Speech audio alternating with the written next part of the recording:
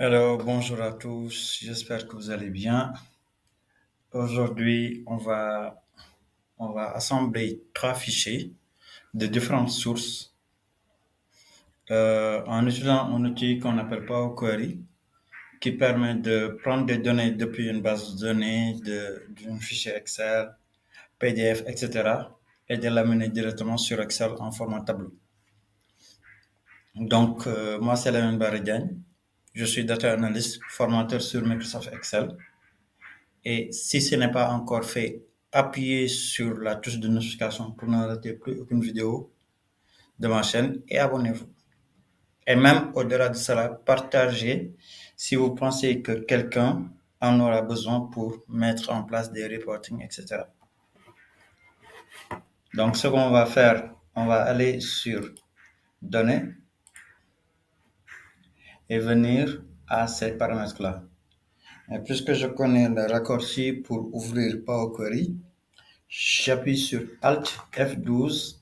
Automatiquement, là, vous voyez que j'ai ouvert Power Query, lecteur Power Query où nous allons prendre les différents types de fichiers. Mais pour commencer, Power Query, c'est un outil avec plusieurs actions que vous pouvez faire pour nettoyer les données. Quand on dit nettoyer les données, on va dire enlever les colonnes nulles, supprimer des colonnes, etc. Mais sans pour autant que cela impacte les données que vous avez sur les fichiers originaux. Donc, pour ce faire, pour amener les trois fichiers, on a New Source ici qu'on peut appuyer, ou bien on fait juste un clic droit, New Query et File. C'est la même chose ici, File, etc. Donc, on vient là, texte CSV. On va aller prendre les deux fichiers, client.afrique. On importe. On importe.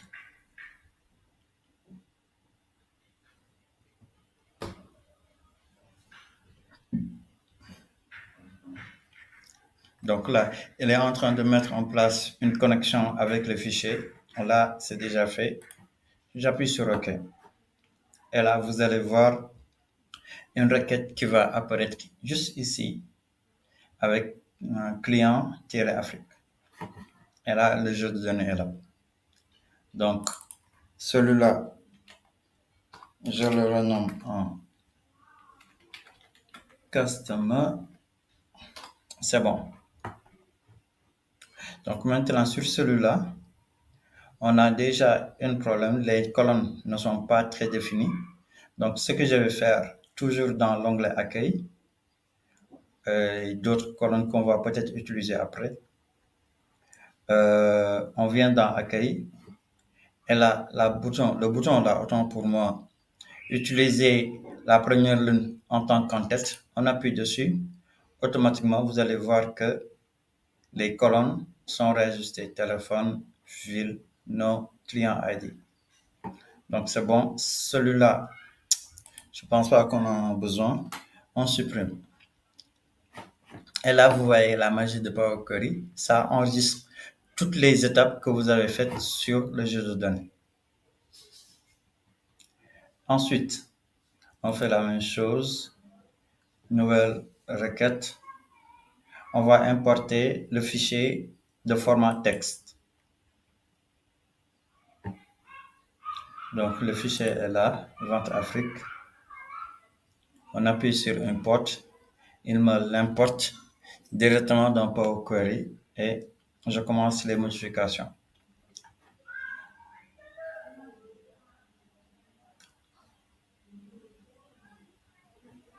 Là, c'est bon. On appuie sur OK.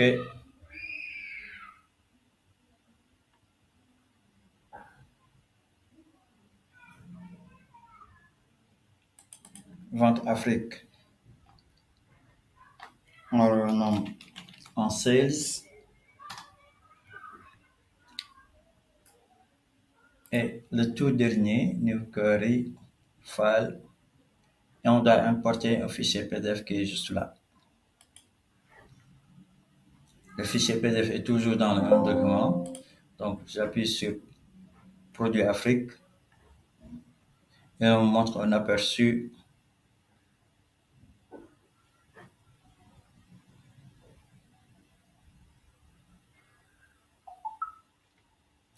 Donc là, il commence à charger sur la RAM.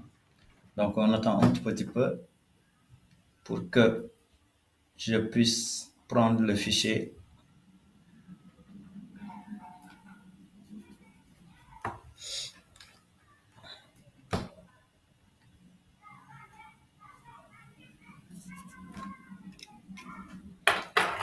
Voilà. Là, c'est bon. Table 1. Donc, c'est celui-là. J'appuie sur OK. Elle me l'importe.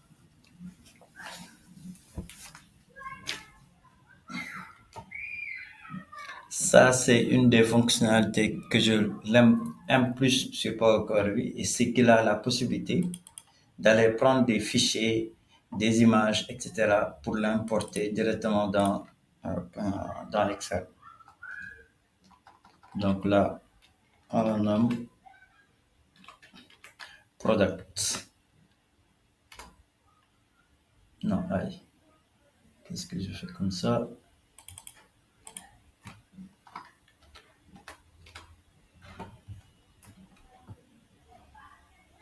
Donc là, c'est bon. Maintenant, on a besoin de savoir catégorie. Ces trois-là, on a besoin de les mettre ici.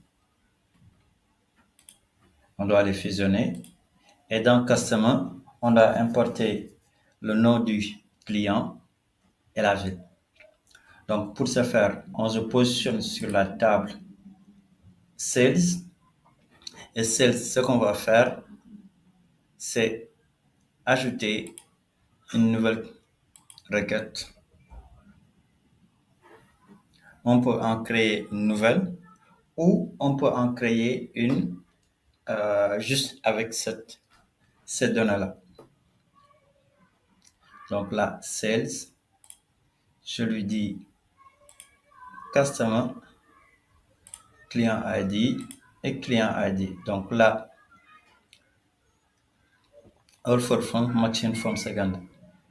Tous les clients qui sont sur la première table doivent matcher avec les clients de la deuxième table. Donc, on appuie sur OK. Et là, vous voyez une nouvelle table qui s'affiche.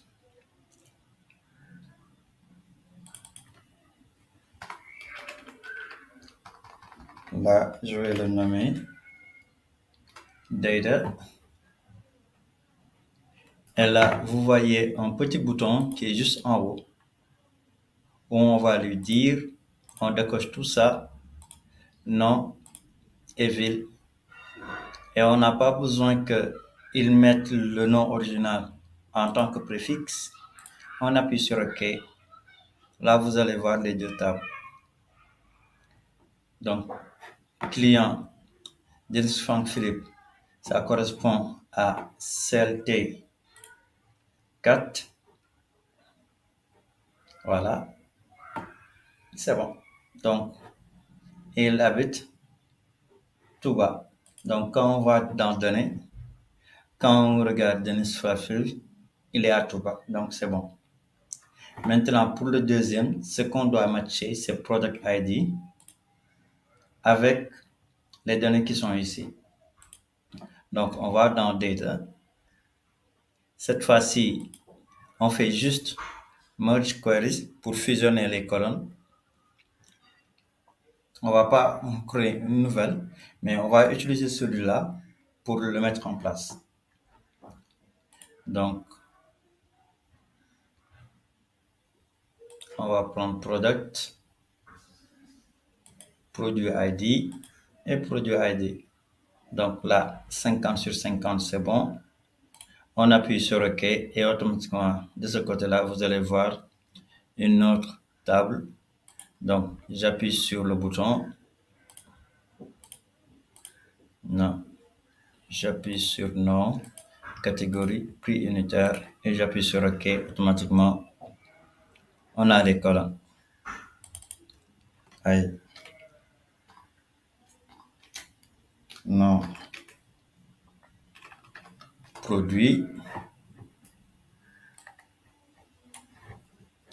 Catégorie prix unitaire. Celui-là, on va le supprimer parce qu'après, on doit calculer tout cela. Et là, on a les statistiques qui nous disent qu'on a 9 colonnes sur 50 lignes. Donc, ce qu'on va faire, c'est arranger les colonnes. Le nom, on le met juste à côté de client. Ensuite, produit, on le met juste là.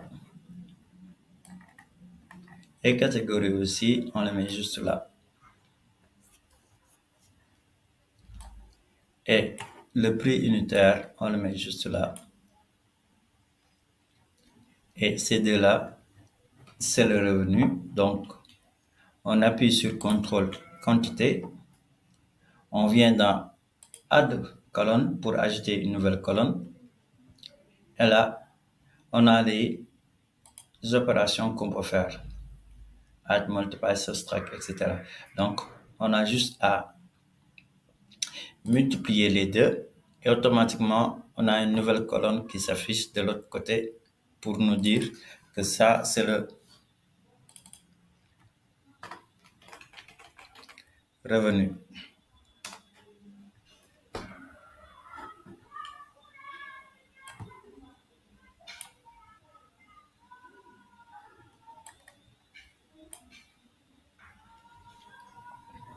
Voilà. Donc là, on a organisé les données de telle sorte que c'est vraiment organisé et on a une table prête à pouvoir faire l'analyse avec un tableau de bord, etc. C'était tout. Maintenant, avant de terminer, on le charge en tant que table. Close and load to pour fermer et charger dedans.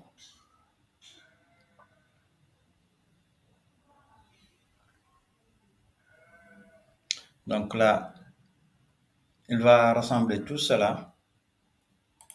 On y crée connection. On appuie sur OK. Il crée la connexion. Et celui-là, c'est celui-là qu'on va charger en tant que table. On le met juste là. Et on peut l'ajouter au module de données qui est juste là, au Power Pivot. Donc, pour créer après les mesures, etc. Donc, on appuie sur OK et automatiquement, la table sera générée dans quelques instants. Il va me le coller ici.